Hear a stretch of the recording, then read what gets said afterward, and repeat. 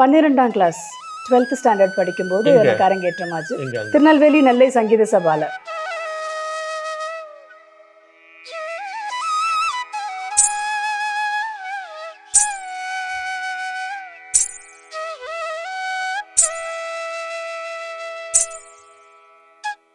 வாழ்க்கையை புரட்டி போட்ட ஒரு விஷயம்னு சொல்லணும். நான் சின்ன வயசுல தமிழ் பிடிக்காது.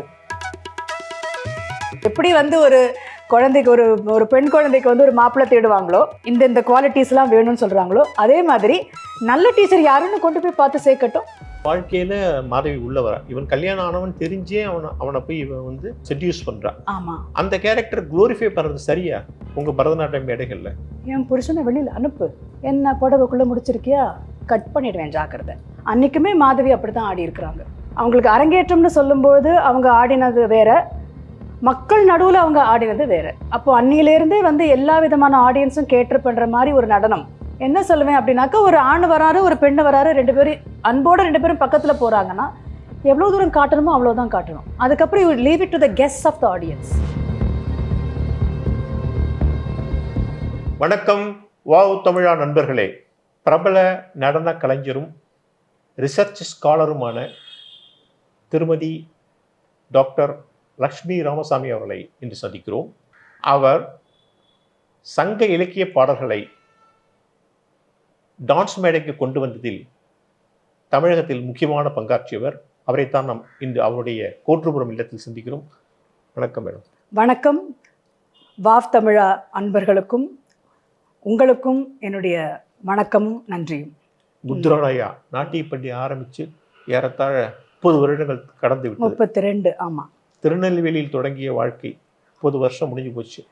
இந்த நாட்டிய வாழ்க்கை எப்படி ஃபீல் பண்றீங்க? இது ஒரு அழகான ஊர்.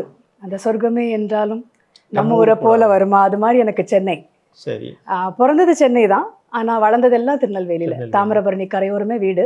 அந்த ஊருக்கு வந்து நாட்டியம், இசை, தமிழ் எல்லாமே அந்த ஊருக்கு தண்ணிக்கு சேர்ந்து வந்ததுன்னு நான் நினைக்கிறேன். அதனால என்னோட ஆரம்ப பாடம் நாட்டியத்தில் வந்து நாஞ்சில் மணி அந்த டீச்சர் கிட்ட, அப்புறமா திருமதி இந்திரா கிருஷ்ணமூர்த்தி எனக்கு வந்து அரங்கேற்றம் பண்ணி வச்சாங்க. 12ஆம் கிளாஸ் 12th ஸ்டாண்டர்ட் படிக்கும்போது எனக்கு அரங்கேற்றமாச்சு. திருநெல்வேலி நெல்லை சங்கீத சபால. நெல்லை சங்கீத சபால ஆமாம் அரங்கேற்றம். அதாவது சேர்ந்து 10 மாசத்துல அரங்கேற்றம் பண்ணாங்க டீச்சர். டெய்லி கிளாஸுக்கு போயிடுவேன். அது என்னமோ அவ்வளோ பிடிக்குங்கிறதுனால டெய்லி கிளாஸுக்கு போயிடுவேன். வழக்கமா அவ்வளோ சீக்கிரம் மேடை ஏற்ற மாட்டாங்களே. ஆமாம், ஆனால் டீச்சர் நினச்சாங்க தயார் தான், நீ பண்ணிடலாம் அப்படின்னு நினச்சாங்க. ஸோ 10 மாசத்துல அரங்கேற்றம் நடந்தது. நெல்லை சங்கீத சபால ரொம்ப அத்தனை மக்கள், ஒரு ஆயிரக்கணக்கான மக்கள் வந்து நாட்டியத்தை பார்த்த ஒரு அனுபவம். ரொம்ப வருஷம் கழிச்சு அங்கே ஒரு அரங்கேற்றம். அதுக்கப்புறம் திருமணமாகி சென்னைக்கு வந்தபோதே எனக்கு வந்து சித்ரா விஸ்வேஸ்வரன் அவங்க கிட்ட கற்றுக்கணும்னு ஒரு ஆசை தான். அப்போது அவங்க கிட்ட நான் அங்கே பார்க்கும்போதே அவங்களுடைய ஸ்டைல் எனக்கு ரொம்ப பிடிக்கும். திருநெல்வேலியில் பார்த்துருக்கேன் நான். நெல்லை சங்கீத சபாவில் வந்து ஆடி இருக்காங்க. அப்போது அங்கே வந்து அப்ளிகேஷன் அனுப்பணும். சித்ரா அக்காவோட இன்ஸ்டியூஷனில் சிதம்பரம் அகாடமியில் அப்ளிகேஷன் அனுப்பணும். அப்ளிகேஷன் போட்டு வெயிட் பண்ணும்போது கூப்பிட்டாங்க. அப்போ நான் கிளாஸில் சேரும்போது என் பையனுக்கு 10 மாதம். அங்கேருந்து இன்னி வரைக்கும் அவங்களுடைய வழிகாட்டுதல், அதுக்கப்புறம் எல்லாமே அங்கே டீச்சிங். ஆமாம், பத்மா சுப்ரமணியம் அக்கா கிட்ட வந்து கரணங்கள் கற்றுண்டேன், கரணாஸ் கற்றுண்டேன். கலாநிதி நாராயணன் அவங்க கிட்ட வந்து என்னுடைய அபிநயம் அந்த கிளாஸஸ் நான் பண்ணியிருக்கேன். அப்புறம் தமிழாசான் doctor S Raguraman. So Indira Krishnamurthy, Chitra Visweswaran, Padma Subramaniam, Kalanidhi மாமி, ரகுராமன் சார் எல்லாமே நாம் வாங்கியிருக்கோம், வாங்கியிருக்கோம். நிச்சயமா. எனக்கு பரதநாட்டியத்தில் உங்கள்கிட்ட ரொம்ப ஒரு ஆச்சரியமான பிடிச்ச விஷயம் என்னென்னா, மற்றவர்கள்லாம் வந்து திரும்ப திரும்ப அதே வர்ணத்தை, சுவாமி நானந்த அடிமை அல்லது வந்து மாலை மலை துவஜ பாண்டிய சஞ்சாரை மாதிரி திரும்ப திரும்ப ஒரே வர்ணங்கள் சில விஷயங்களே ஆடிட்டு இருக்கும்போது, சில நேரங்களில் தெலுங்கு சான்ஸ்கிரிட்ல ஆடும்போது தமிழ் மொழி மேலே உங்களுக்கு மிகப்பெரிய காதல் இருக்குங்கிறத நான் புரிஞ்சுக்கிட்டேன். எப்படின்னா, நிறைய சங்க இலக்கியங்களை அகநானூறு, புறநானூறு, சிலப்பதிகாரம், ஐங்குறுநூறு இதெல்லாம் எடுத்து ஆடுறதுங்கிறது ரொம்ப கஷ்டமான வேலை. ஏன்னா அந்த பாட்டுக்கள் இருக்குல்ல, அதையெல்லாம் நீங்கள் முதல்ல பாட்டு புரியாது. அந்த பாட்டை எடுத்து அதை வந்து இசைப்படுத்துவதுங்கிறது சாதாரண விஷயமே இல்லை. அந்த ஆர்வம் எப்படி வந்து திருநெல்வேலியில் அந்த ஆர்வம்? அது வாழ்க்கையை புரட்டி போட்ட ஒரு விஷயம்னு சொல்லணும். நான் சின்ன வயசுல தமிழ் பிடிக்காது. தமிழ்ல வந்து 40 மார்க் வாங்கி பாஸ் ஆனா போறோம், அதுக்கு மேல தமிழ் இஷ்டமே கிடையாது. சென்னைக்கு வந்து ரகுராமன் சார் அவங்களுடைய பரிச்சயத்துக்கு அப்புறமா தான் அந்த திடீர்னு அந்த ஒரு காதல் வந்து ஜாஸ்தியானது. எவ்வளோ மிஸ் பண்ணியிருக்கோம் நம்ம வாழ்க்கையில. இந்த தமிழ்ங்கிற எத்தனையோ பாடல்களை பார்க்காம இருந்திருக்கோமே, அதெல்லாம் தள்ளி காலேஜில் இன்ஃபேக்ட் நான் சேரும்பொழுது தமிழுக்கு பதிலாக ஆர்கனைசேஷனல் மேனேஜ்மெண்ட் எடுத்தேன் பிகாமில். தமிழ் வேண்டான்னு. ஸோ அப்படி இருந்ததுக்கு வந்து ஒரு டேர்ன் அரவுண்ட் வந்து ரகுராமன் சாருடைய பரிச்சயம், அதுக்கப்புறம் தமிழ் பாடல்கள் கற்றுக்க ஆரம்பிக்கும் போது உண்டான ஒரு அதீதமான ஒரு காதல். ராஜேஸ்வரி மேடம் இங்கே மியூசிக் காலேஜில் பிரின்சிபலாக இருந்தாங்க. அப்போ ஒரு நாளைக்கு கேட்டாங்க, ஏதாவது சங்க இலக்கியம் எடுத்து நீ பண்ணுறியா அப்படின்னு கேட்டாங்க. அப்போ ரகுராமன் சார்கிட்ட போயிட்டு உட்காந்து முழு நற்றினையும் வந்து பாடமாக படித்தேன். முதல்ல படிச்சுட்டு அதுக்கப்புறமா தான் இந்தந்த பாடல்களை நாட்டியத்துக்கு கொண்டு வந்தால் நல்லா இருக்கும்னு என்னுடைய முதல் அந்த முழுநீள சங்க இலக்கியம் நற்றினையில் உண்டான ப்ரொடக்ஷன் வந்து 2006. முன்னாடி யாருமே வந்து இது ரொம்ப எடுத்துட்டதே கிடையாது, ரொம்ப கம்மி எடுத்திருக்காங்க. பொதுவாக வந்து ஒரு பாடல் வந்து பிடிச்ச பாடல் ஒரு பாடல் வந்து மேடையில் எடுத்து பண்ணுவாங்க. முழுநீள நாட்டிய நாடகமாக பண்ணியிருக்கோம். நற்றினை முதல்ல பண்ணது. அதற்கப்புறம் வந்து புறநானூறு எனக்கு ஒரு சின்ன பயம் என்னன்னா, என்கிட்ட அதிகமாக மேல் ஸ்டூடெண்ட்ஸ் கிடையாது. புறநானூறு வந்து ஃபுல்லா வாழ்க்கையை பத்தி சொல்றதுனால அப்ப மேல் வேணும் அப்படின்னு பார்க்கும்போது என்னுடைய ஃபீமேல் ஸ்டூடெண்ட்ஸே நல்ல மேல் ரோல் பண்ணாங்க. அதனால அதுக்கப்புறம் புறநானூறு, அதுக்கப்புறம் ஐங்குறுநூறு, இந்த மூணுமே வந்து முழுக்க முழுக்க சங்க இலக்கியத்திலிருந்து பாடல்கள். ஒரிஜினலா அந்த பாடல்களே. அதுக்கு வந்து டாக்டர் வானதி ரகுராமன் அவர்கள் மியூசிக் போட்டு கொடுத்தாங்க. நாங்க அதை நாட்டிய நாடகமா கிரியேட் பண்ணினோம். அதெல்லாம் நீங்க எடுத்து செய்யும்போது ஆடியன்ஸுக்கு புரிய வைக்கிறது ரொம்ப கஷ்டமான விஷயம் இல்லையா? ஒரு காம்பேர் ஒன்று பண்றோம், பொதுவாக ஒரு இன்ட்ரடக்ஷன் ஒன்று கொடுக்குறோம், அது ஒன்று. ரெண்டாவது வந்து இந்த நற்றினையிலையா இருக்கட்டும் புறநானூறுல இருக்கட்டும் ஒரு முக்கியமான அழகு என்னன்னு கேட்டா, இன்னைக்கு கிட்டத்தட்ட நம்ம வாழ்க்கை எப்படி இருக்கோ அன்னைக்கும் அப்படிதான். ஒரு தலைவன், ஒரு தலைவி, ஒரு கோபம், ஒரு வருத்தம். ஒரு அழகான பாடல் பார்த்தீங்கன்னா, அந்த வயசானவர் ஒருத்தர் வந்து தொடித்தலை விழுத்தண்டினார்னு பேர் அவருடைய பாடல். அவருடைய பேர் தெரியாதனால பாடலுக்கு பேரே அவர் வந்து அவருடைய ஓமையை வச்சு கொடுத்துட்டாங்க, தொடித்தலை விழுத்தண்டினார். அவர் வந்து அந்த கம்பை உன்னிட்டு அவர் பார்க்குறாரு, குழந்தைங்க விளையாடுறாங்க, இள வயசுல இருக்கிறவங்க சந்தோஷப்படுறாங்க, நமக்கு வயசாயிடுச்சே அப்போ இனிமே இதெல்லாம் கிடைக்காதோ. அப்போ ஒரு சின்ன ஏக்கம் இன்னி வரைக்கும் அது அதே தான். நம்ம 2000 வருஷம் தாண்டினாலும் இன்னைக்கும் அது அந்த ஏக்கம்ங்கிறது அதே தான். தேய்புரி பழங்கயிற்றினார் அவருடைய பாடல் பார்த்தீங்கன்னா, வேலைக்கு போகிறாரு அவர், தலைவன் போகிறாரு. அப்போ ஒரு பக்கம் வந்து அறிவு என்ன சொல்லுது அப்படின்னா, நான் போகணும், சம்பாதிக்கணும், வரணும் அப்படின்னு அறிவு சொல்லுது. ஆனால் மனசு சொல்லுது, அவங்க வீட்டில் தனியாக இருப்பாளே, அவளை தேடுதே அப்படின்னு. அப்போ அறிவுக்கும் மனசுக்கும் உண்டான ஒரு போரை வந்து அவர் எப்படி சொல்கிறாரு அப்படின்னாக்க, ஒரு தேஞ்சு போன ஒரு பழைய கயிறை 2 பக்கம் யானைகள் பிடிச்சி இழுத்தா அது எவ்வளவு கஷ்டப்படுமோ அது மாதிரி எனக்கு கஷ்டத்தை நான் அனுபவிக்கிறேன் அப்படின்னு. இன்றைக்கும் அப்படி தானே. ஆஃப் ஷோர் எத்தனை பேர் வேலைக்கு போகிறாங்க, வீட்டில் வந்து ஒய்ஃப் இருக்காங்க, அதிகபட்சம் இன்றைக்கி என்ன ஃபோன் பார்க்கலாம், இல்லை வீடியோவில் பேசலாம். அதெல்லாம் வாழ்வியலை ஒட்டி இருக்கக்கூடிய பாடல்களாக இருக்கிறதுனால அந்த டேஸ்ட் வந்துருச்சு அப்படியே. ஆமாம் ஆமாம், இன்றைக்கும் அது ரெலவெண்ட்னு தோணுது. ஆமாம், சிலப்பதிகாரத்துக்கும் பரதநாட்டியத்துக்கும் எந்த கேரக்டர் மூலியமாக நீங்கள் உங்களுக்கு வந்து தொடர்பு ஏற்பட்டது? மாதவி கேரக்டர் மூலியமாவா? கேரக்டர்னு சொல்றதை விட முக்கியமா அந்த கதைன்னு தான் நான் சொல்லுவேன். கதை தான் நான் சொல்லுவேன். முதல்ல வந்து சிலப்பதிகாரம் பாடமா படிச்சோம் நாங்க மெட்ராஸ் யூனிவர்சிட்டிக்காக. ரகுராமன் சார் வந்து கோர்ஸுக்காக வந்து சிலப்பதிகாரத்தை கொஞ்சம் அதில் இருக்கக்கூடிய நடன கூறுகளை வந்து பாடமா எடுத்தாங்க. எவ்வளோ விஷயங்கள் அங்கே பண்ணியிருக்கிறாங்க. அதாவது இன்னைக்கும் 2 விதமான நாட்டியங்களை பற்றி நம்ம சொல்கிறோம். ஒன்று வந்து ஹை கிளாசிக்கல், ஒரு பர்டிகுலர் டைப் ஆஃப் ஆடியன்ஸுக்கு பிடிக்கும்னு சொல்கிறோம். இன்னொன்று வந்து அது வந்து வாழ்வியல் சம்பந்தப்பட்ட எல்லாருக்கும் தெரிஞ்ச சோஷியல்னு நம்ம சொல்கிறோம். ஸோ கிளாசிக்கல் சோஷியல்னு சொல்கிறதா இருந்தால் அன்றைக்குமே மாதவி அப்படி தான் ஆடி இருக்கிறாங்க. அவங்களுக்கு அரங்கேற்றம்னு சொல்லும்போது அவங்க ஆடினது வேற, மக்கள் நடுவில் அவங்க ஆடினது வேற. அப்போ அன்னியிலேருந்தே வந்து எல்லா விதமான ஆடியன்ஸும் கேட்டு பண்ணுற மாதிரி ஒரு நடனம். இந்த மாதிரி ஆடியன்ஸுக்கு அப்படி பண்ணலாம், அந்த மாதிரி ஆடியன்ஸுக்கு இப்படி பண்ணலாங்கிற மாதிரி அவங்க 11 ஆடலாக இருக்கட்டும், அவங்களுடைய அரங்கேற்றமாகட்டும், முழு நீளமாக வந்து அதில் அவங்க டிஸ்கிரிப்ஷன் கொடுக்கறதால மூலப்பாடத்தில் மட்டும் இல்லாமல் அதுக்கப்புறம் அடியாருக்கு நல்லாரும் அரும்பத உரையாசிரியரும் கொடுக்குற அந்த காமெண்டரி பார்க்கும் பொழுது, விரிவுரை பார்க்கும் பொழுது அந்த நாடக கூறுகள் அவ்வளவு தெரிஞ்சுக்க முடியுது அந்த சிலப்பதிகாரத்துல இருந்து. ஏற்கனவே கோவலன் கண்ணகி அவ 2 பேரும் வாழ்க்கை நடத்திருக்கா. அப்படி இருக்கும் அந்த வாழ்க்கையில மாதவி உள்ள வர, இவன் கல்யாணம் ஆனவன் தெரிஞ்சே அவனை போய் இவன் வந்து செட்யூஸ் பண்றான். ஆமா, அந்த கேரக்டர் குளோரிஃபை பண்றது சரியா உங்க பரதநாட்டிய மேடைகள்ல? வாழ்க்கையில எல்லாமே தானே இருந்திருக்கு. சொசைட்டில இன்னைக்கு இல்லைன்னு சொல்ல முடியுமா? மாதவியை மட்டும் நம்ம சொல்லணும்னு இல்லை இல்லையா? இன்னைக்கு கூட சொசைட்டில இருக்கலாம். இல்ல, மாதவி கேரக்டர்ங்கிறது அது ஒரு எக்ஸ்ட்ரா மேரிட்டல். அது ஆக்சுவலா மாதவியை வந்து நீங்க எல்லாம் வந்து பரத மேடைகளை குளோரிஃபை பண்றீங்க. அவள் பெரிய நடனக்காரியா இருக்கலாம், ஆனா அவள் வந்து இன்னொருத்தருடைய வாழ்க்கையை வந்து கெடுத்தவ. அப்படி நான் டைரக்டா சொல்ல மாட்டேன். ஏன்னா சம பங்கு கோவலனுக்கும் இருக்கு. முழுக்க முழுக்க மாதவி மேல அதை தூக்கி போட முடியாது. மாதவியுடைய வாழ்க்கையே அப்படித்தான். அவ ஒரு கணிகை குலத்துல பிறந்தவ. அதனால வந்து கணிகையை கேட்கறதுக்கு யார் வேணா வருவாங்கங்கிறது அவருடைய குலம். ஆனா அவ அதுக்கப்புறம் சூஸ் பண்ணது என்னன்னு கேட்டாக்க, நான் இவனோட மட்டும் இருக்க போறேன்னு அவ சூஸ் பண்ண. அது இன்னும் பெருசு. அந்த ஒரு கணிகையாக இருந்துட்டு நான் இவனோட மட்டும் வாழ்க்கையை நடத்துவேன் அவ சொன்னது ஆக்சுவலாக it is to be glorified, can be glorified. அது கூட அவகிட்ட அழகாக இருந்த விஷயம் என்னன்னு கேட்டிங்கன்னா அவளுடைய நாட்டியம். 5 வயசுல கற்றுக்க ஆரம்பிச்சா 7 வருஷம் பயிற்சி பண்ணினா அதுக்கப்புறம் 12 வயசுல அரங்கேற்றமாச்சு அப்படின்னு அரங்கேற்ற கதை சொல்லுது. அப்போ அந்த பயிற்சி அத்தனை பேரும் நின்று பார்க்கும்போது அரசனே வந்து மகிழ்ந்து போய் தலைக்கோல் அவருக்கு கொடுக்குறாங்க அப்படின்னா அப்போ அந்த டான்ஸ் கேன் பி க்ளோரிஃபைட். ஒரு முழுக்க வந்து இப்போ ப்ரொஃபஷனல் நம்ம இன்னைக்கு சொல்கிறோம் இல்லையா, இப்போ ஒரு பக்கம் படிப்பு படிக்கிறோம், இன்னொரு பக்கம் வந்து டான்ஸும் ஆசையாக இருக்குது பண்ணுறோம். எல்லாருக்குமே வந்து எதை வந்து வாழ்க்கையோட சூஸ் பண்ணுறதுன்னு தெரியாது. நாட்டியம்ங்கிறது வந்து முழு நேர தொழிலாக எடுத்துட்டு அது நம்ம வாழ்க்கைக்கு சப்போர்ட் பண்ணுமான்னு பார்க்கும்போது அதுவும் சொல்ல முடியாது. ஆனால் அவள் வந்து அது தன்னுடைய தொழிலாக எடுத்து அந்த கதையில் நீங்கள் மாரல் இஷ்யூ பார்க்கக்கூடாது ஆஸ் எ டான்சர். ஆமாம், மாரல் அங்கே கதையிலையுமே அதை பெருசாக காட்டலையே. ஆமாம், மாரல் இஷ்யூ இல்லை. அவள் நடன மங்கையா இருக்கா. அதுக்கப்புறமா அவள் சொல்கிறா அந்த இன்னைக்கு போனாலும் அவன் நாளைக்கு என்ன தேடி வந்துடுவான், காலை வாராராயினும் மாலை வந்துடுவார் அப்படின்னு தான் அவ சொல்றா. அவ்வளோ நம்பிக்கை இருந்தது அவன் பேர்ல. அவனுக்கு ஈக்குவலா வந்து பாடல்கள் பாடவோ கம்போஸ் பண்ணவோ அவளுக்கு தெரிஞ்சிருந்தது. அதனால ஷி வாஸ் மோர் என்ன சொல்ல, நல்ல ஒரு ஸ்ட்ராங் உமன். அவங்க ஸ்ட்ராங்கா இருந்து நாட்டியத்தையும் பண்ணி இருக்கிறதுனால தான் அந்த glorification, not because of this quality. இப்போ நீங்கள் நிறைய ஜாவலி பதம்லாம் நிறைய பண்ணுறீங்க. இந்த ஜாவலிங்கிற கான்செப்ட் இருக்கு பாருங்க பரதநாட்டியத்தில். இந்த ஜாவலியை நல்லா கவனிச்சா அந்த உறவுகள் எல்லாமே ரொம்ப மோசமாக இருக்கு. நாமெல்லாம் வந்து சினிமா பாட்டு நடனம் வந்து ரொம்ப சரியில்லை அப்படின்னு சொல்லி அது ஆபாசம்னு சொல்கிறோம், ரொம்ப ஆபாசமாக இருக்குன்னு சொல்கிறோம். சில தெலுங்கு படங்கள்லாம் இப்போ கூட வந்திருக்கு, ரொம்ப ஆபாசமாக இருக்குது அந்த டான்ஸ் எல்லாங்கிறோம். இதை விட ஆபாசமாக ஜாவலியில் இருக்குது, அதை நீங்கள் மறுக்க மாட்டீங்க. அதை நீங்கள் எக்ஸோட்டிக்னு ஒரு வார்த்தையை ரொம்ப கௌரவமாக போட்டுருவீங்க, என்ன எக்ஸோட்டிக்னு சொல்வீங்க. ஆனால் அதில் வந்து வர அந்த வாக்கியக்காரர்கள் எல்லாம் அந்த வரிகளாகட்டும், அதில் வர விஷயங்களாகட்டும் முழுக்க முழுக்க பார்த்தீங்கன்னா கணவன் போனதுக்கு அப்புறம் வேற ஒருத்தன் அவனுக்காக காத்திருப்பா, அல்லது அந்த பெண்ணுக்கு 2-3 கீப்பு மாதிரி இருப்பாங்க. வெளிப்படையா சொன்னா இவனை விட அவன் பெட்டர் அப்படிங்கிறப்பல பேசுவா, இந்த மாதிரிலாம் பேசுவா அவ.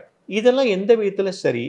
இதுல எப்படி நீங்க ஜாவலியை வந்து நீங்க ஒரு தெய்வீக கலையில இது என்ன, எப்படி உங்க ஸ்டூடெண்ட்ஸ்க்கு நீங்க சொல்லி தர முடியும் இதெல்லாம்? இல்ல தெய்வீகம்ங்கிறது என்னன்னு ஒரு क्वेश्चन அப்படினா நீங்க உடனே கேட்ட பரமாத்மா ஜீவாத்மாவோட உறவு அப்படிலாம் சொல்லி நீங்க மாத்த கூடாது. இல்ல தேவையில்லை, இல்ல அது சொல்லது வேண்டாம், தேவையில்லை.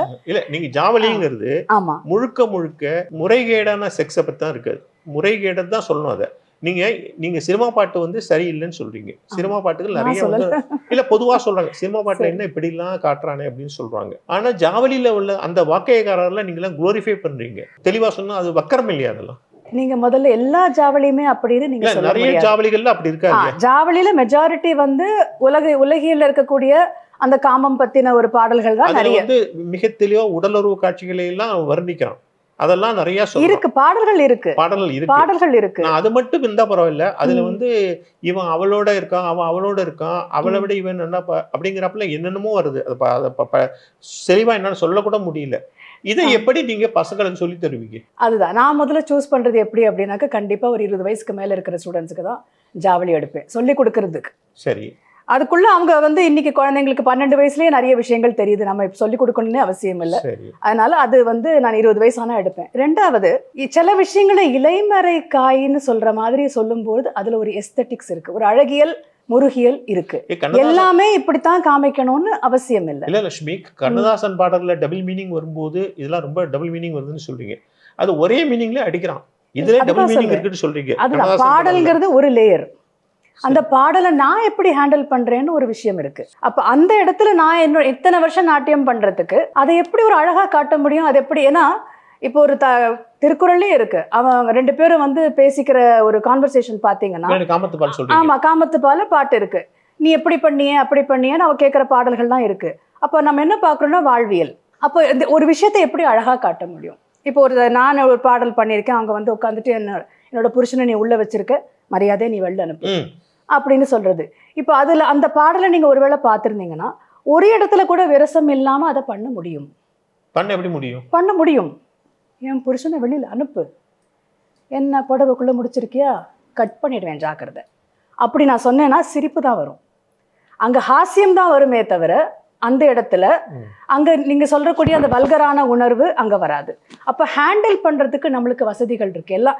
அதாவது நீங்க எங்க ஸ்க்ரூ டிரைவர் எடுக்கணும், எங்க சுத்தியல் எடுக்கணும், எங்க இது எடுக்கணும்னு ஒரு டூல்ஸ் நம்ம யூஸ் பண்ற மாதிரி பாட்டுல என்ன வேணா இருக்கலாம். சரி, பரதநாட்டியத்தில் ஜாவலிலாம் தேவையா? அவங்கவுங்க சாய்ஸ். சிருங்காரம் வேண்டாம் நான் சொல்ல, சிருங்காரம்ங்கிறது ஒரு அளவு வேண்டாமா? அதான் சாய்ஸ்ன்னு சொல்றேன். நீங்க எதை காட்ட போறீங்க உங்க ஆடியன்ஸுக்குங்கிறது உங்க சாய்ஸ். உங்கன்னு நான் சொல்றது டான்ஸருடைய சாய்ஸ். எனக்கு வந்து என்னோட ஆடியன்ஸை சிரிக்க வைக்கணும் தான் என்னுடைய. அந்த ஜாவலி எழுதின வாக்கியக்காரர்லாம் நீங்க ரொம்ப குளோரிஃபை பண்றீங்க, பெருமையா பேசுறீங்க. இல்ல, நான் குளோரிஃபை எல்லாம் பண்ணல. பட் எனக்கு சில பாடல்கள் பிடிக்கும். இதை எடுத்து பண்ணினா சிரிப்பாங்க மக்கள்னு எனக்கு தெரியும். ஏன்னா பொதுவா நீங்க பரதநாட்டிய மார்க்கம் நீங்க நிறைய ஃபாலோ பண்ணிருக்கீங்க. சீரியஸான விஷயங்கள் ரொம்ப நேரம் நம்ம சொல்றோம். எப்பவுமே வந்து எல்லாமே எலிவேட்டடா வச்சுக்கணும் அப்படிங்கறதுனால வந்து விரகோத் கண்டிதா நாயிகா அப்படின்னு நம்ம பண்ணும்போது என்ன ஆயிடுதுன்னா, நிறைய நேரத்துல வந்து ஒரு சினிமா பார்க்கும்போது கூட கிடைக்கக்கூடிய ஒரு என்டர்டெயின்மெண்ட்டோ ஒரு ஹாஸ்யம், அதாவது சிரிப்போ அங்க வந்து வழி இல்லாம போயிடுறது. ஆனா இது மாதிரி லைட்டர் வெயின் சாங்ஸ் எடுத்து நடுவில் ஒண்ணு பண்ணினாக்க, ஒண்ணு அந்த காவடி சிந்து மாதிரி இருக்கக்கூடிய லைட்டர் வெயின் சாங்ஸ் எடுத்துக்கலாம். அது ராகம் வைஸ் அப்படி இருக்கும். ஆனா அதுலயும் நல்ல பிலாசபி இருக்கும். இந்த மாதிரி பாடல்கள் பார்த்தீங்கன்னா ஒரு சிரிக்கிறதுக்கான ஒரு வாய்ப்பு, அவ்வளவுதான். இதை எப்படி நீங்க குழந்தைகளுக்கு சொல்லி தருவீங்க? இந்த மாதிரி ஒரு 17 வயசு 18 வயசு பொண்ணுக்கு தெரிஞ்சும் தெரியாமலும் இருக்கிற குழந்தைக்கு போய் எப்படி இதெல்லாம் சொல்லி தருவீங்க? கஷ்டமா இருக்காதா? 20 வயசாவது முதல்ல தாண்டணும் அவங்களுக்கு. அதுக்குள்ளே நான் சொல்றதுக்கு முன்னாடியே அவங்களுக்கு வந்து கண்டிப்பா அதை பத்தின புரிதல் கண்டிப்பா இருந்திருக்கும். ரெண்டாவது, நாம எப்படி பாட்டை ஹேண்டில் பண்றோம்னு இருக்கிறதுனால இப்படி பண்ணணும், இந்த அர்த்தத்துல நான் இதை எடுத்திருக்கேன் அப்படின்னு சொல்லும்பொழுது கத்துக்கிட்டே வந்துடுவாங்க. அதை அப்போ அவங்களுடைய மைண்ட்ல என்ன இன்டென்ஷன் அப்படின்னாக்கா, நாம இதைத்தான் ஆடியன்ஸுக்கு சொல்ல போறோம். பாட்டுல 10 விதமான துணிகள் இருக்கலாம், வல்கரா இருந்து வெளியில காட்டணும்னு அவசியம் இல்லை. இது வந்து ஒரு சினிமா பாட்டு வந்து உணர்ச்சிகள் தூண்டுறாப்ல, இது உணர்ச்சிகள் தூண்டாதா? அதான், உணர்ச்சி தூண்டுற மாதிரி சத்தம் கொடுத்தாலும் உணர்ச்சி தூண்டுற மாதிரியான அபிநயம் கொடுத்தாலும் உணர்ச்சியை தூண்டுறதுக்கு வாய்ப்பு இருக்கு. இல்ல உதாரணமா சொல்ல லட்சுமி, சொல்லுங்க. ஜெயதேவரோட அஷ்டபதி இருக்கு. அஷ்டபதி முழுக்க இந்த மாதிரி நிறைய பாட்டுகள் இருக்கு, எரோட்டிக் சாங்ஸ் இருக்கு. இது எப்படி நீங்க வந்து பசங்களுக்கு சொல்லி தருவீங்க? அஷ்டபதிலேயே நான் இது வரைக்கும் அப்படி சூஸ் பண்ணி, எரோட்டிக் சாங்ஸ் வந்து எந்த அளவுக்கு ஆடியன்ஸுக்கு முடியுமோ அவ்வளவுதான் நம்ம எடுத்துட்டு போகிறது. அதுக்கு மேல காட்ட முடியாததெல்லாம் எடுத்துட்டு போகவே வேண்டாம். அவ்வளோ சாய்ஸ் இருக்கே, பாட்டுகள் அவ்வளோ இருக்கும்போது எதுக்கு அந்த பாட்டு எடுத்து அப்படித்தான் பண்ணணும்னு அவசியம் இல்லை. நிறைய பாட்டுகள் அப்படி இருக்குல்ல. நான் அந்த மாதிரி பாட்டுகள் எடுக்கிறது இல்லை. எந்த பாட்டுகளை வந்து ரசனையோட மக்களுக்கு சொல்ல முடியுமோ, கடைசியில ஒரு நாட்டியமோ இசையோ என்ன கொடுக்கணும்னா ரசனையை கொடுக்கணும். இல்லையா, அவங்க வீட்டுக்கு போகும்போது ஏதாவது ஒன்று இங்க ஒட்டிட்டு அவங்களோட போகணும். அந்த ஒரு விஷயம் வந்து எனக்கு ரொம்ப முக்கியம். எப்பவுமே ஒரு ப்ரோக்ராமுக்கு வந்துட்டு ஆடியன்ஸ் போகும்பொழுது அப்போ வந்து இந்த ராங்கா இருக்கக்கூடிய எந்த இமேஜும் கொடுக்கக்கூடாது. இப்போ விஷுவல் இமேஜ் வந்து ரொம்ப ஒருத்தருக்கு சீக்கிரம் மனசுல பதிஞ்சிடும். இப்போ ஆளாவது எப்படின்னு ஒரு ப்ரொடக்ஷன் பண்ணினோம். இது பட்டினத்தாருடைய ஒரு பாடல். சரி. வாளால் மகவறிந்து ஊட்ட வல்லே நல்லேன், மாது சொன்ன சூழால் இளமை துறக்க வல்லே நல்லேன், தொண்டு செய்து நாளாரில் கண்ணிடந்தப்ப வல்லே நல்லேன், நான் இனி சென்று ஆளாவது எப்படியோ திருக்காலத்தி அப்பரே. இப்படி பட்டினத்தார் கேட்கிறாரு. அதனால அந்த ஆளாவது எப்படியோவே நான் டைட்டிலா வச்சுட்டேன். 3 சைவ அடியார்களை பத்தின கதை. இப்போ முதல்ல வந்து சேனாபதியார் என்ன பண்றாரு அப்படின்னாக்கா, சிவன் வந்து கேட்டாருன்னு சொல்லி குழந்தைய வந்து கட் பண்ணி கறி சமைச்சு கொடுக்கறதாக அந்த கதை சொல்லுது. இப்போ நான் என்ன பண்ணினேன் அப்படின்னாக்கா, முதுகுல பின்னாடி திரும்பிட்டு அப்படி ஒரு மூமெண்ட் அப்படி அவங்க கட் பண்றதை காமிச்சிட்டு அதுக்கப்புறம் அடுத்தடுத்த வேலைக்கு போயிடுவாங்க அவங்க.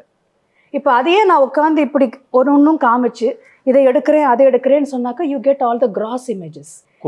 கொடூரமான விஷயங்கள் உங்களுடைய கண்ணுக்கும் மனசுக்கும் போயிடும். அப்படி போகாம நான் கதையும் டீல் பண்ணணும், அதே நேரத்தில் அதை அழகுணர்ச்சியோட காட்டணும்.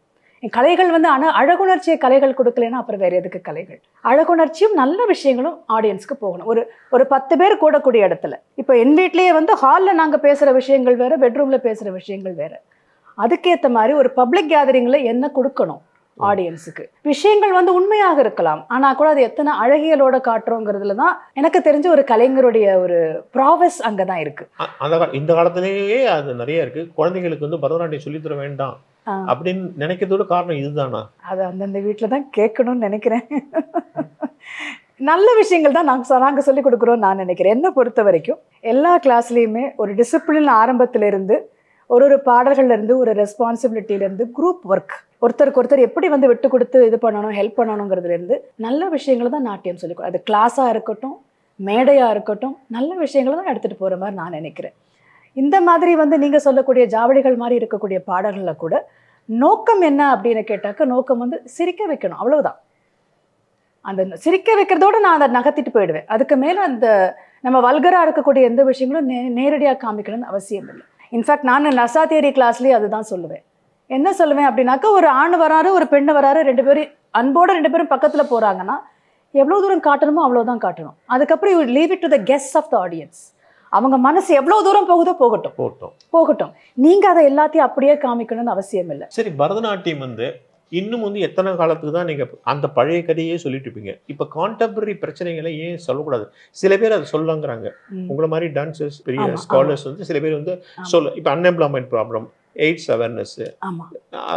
அது மாதிரி பெண்களுக்கான வந்து பாலியல் குற்றங்கள் நிறைய நடக்குது. இப்போ அண்ணா யூனிவர்சிட்டியில் இந்த மாதிரி நடந்திருக்கு. இந்த மாதிரி பல விஷயங்களை பரதநாட்டியத்தில் இன்கார்பரேட் பண்ணணும்னு ஒரு குரூப் சொல்றாங்க.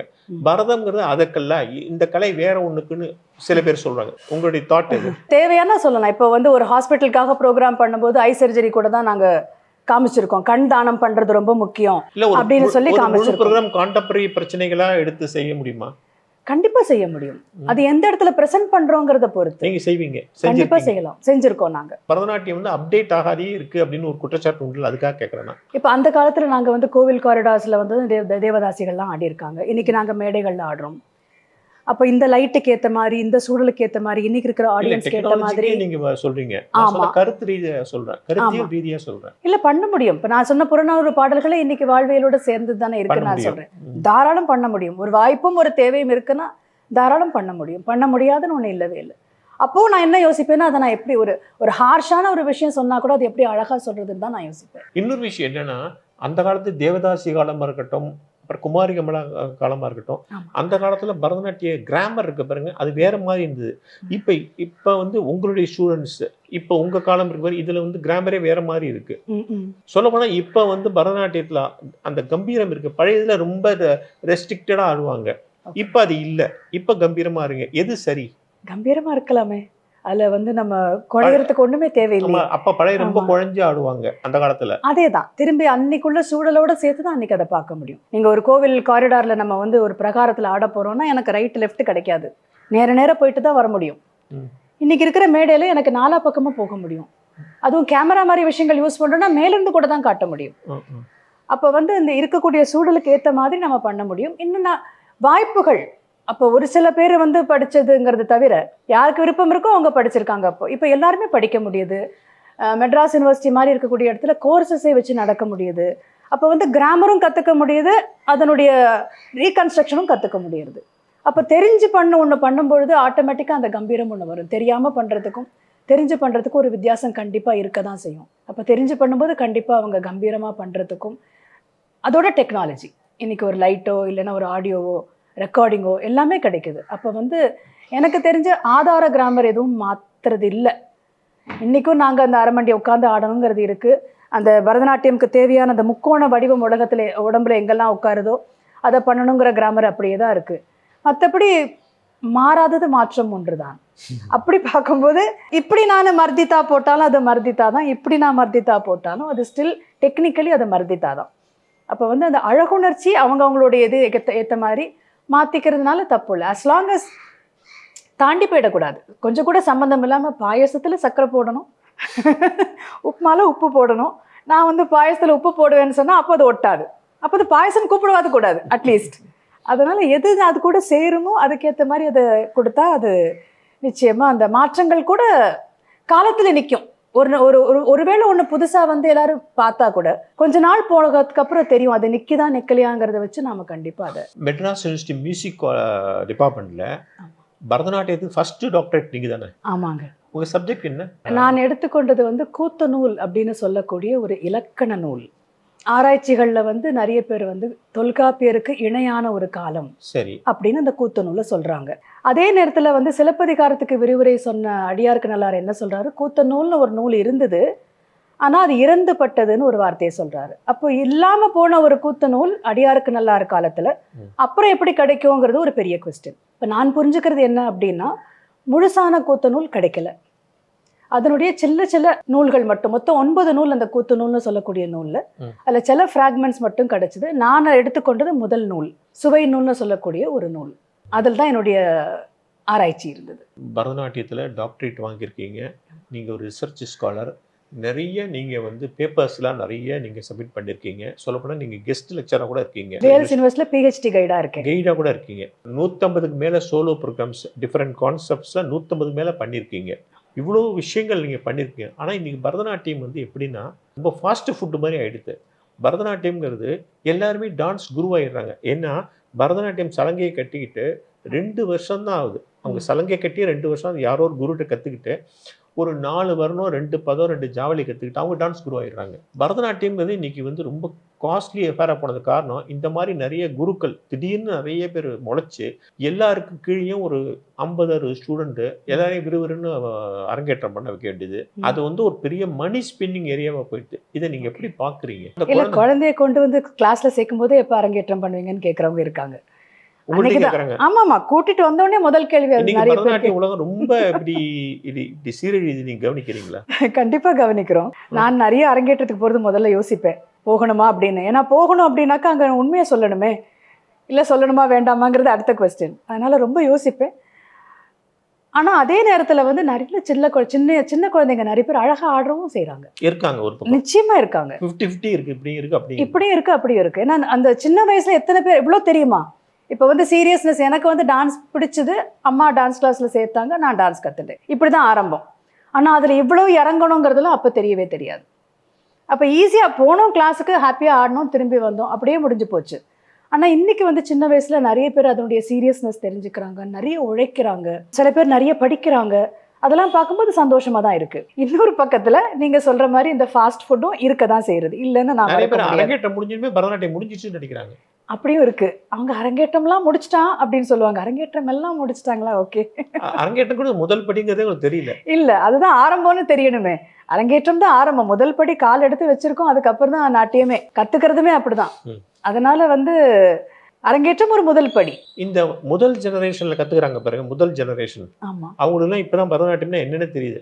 அவங்கள அந்த மாதிரி முதல் ஜெனரேஷன் வச்சு நிறைய பேர் காசு சம்பாதிக்கிறாங்க அப்படிங்கிறப்ப ஒரு குற்றச்சாட்டு உண்டு. சரி, அவங்கள வச்சு ஒரு அரங்கேற்றம் பண்ணா கல்யாண செலவு மாதிரி இழுத்து விட்டுறாங்க.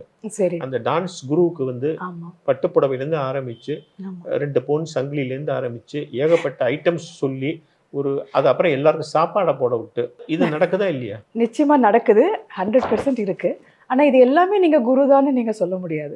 ஏன்னா பேரண்ட்ஸ் நிறைய பேர் வந்து அந்த விஷயம் புரியாதவங்க இருக்கும்பொழுது என்ன சொல்றாங்கன்னா, இல்ல நாங்க எல்லாரையும் கூப்பிட்டு சாப்பாடு போடணும், இல்ல எங்களுக்கு அப்படி வேணும், இல்ல எங்களுக்கு 6 மாசத்துல பண்ணி கொடுங்க அப்படின்னு சொல்றவங்க இருக்காங்க.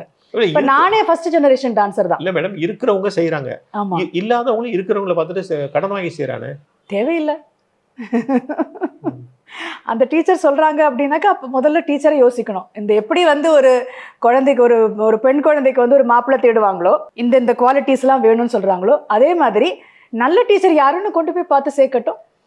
உங்களுக்கு வந்து உடனே வீட்டுக்கு பக்கத்துல ஒருத்தர் வேணும், அப்புறம் 3 மாசத்துல அரங்கேற்றம் பண்ற டீச்சர் வேணும், அதுக்கப்புறம் ராத்திரி அவங்க அரங்கேற்றம் முடிஞ்ச உடனே கார்த்தாலே நீங்க ஃபேமஸ் ஆயிடணும், இப்படிலாம் யோசிச்சாக்க அப்ப அதெல்லாம் அப்படிதான் இருக்கும்.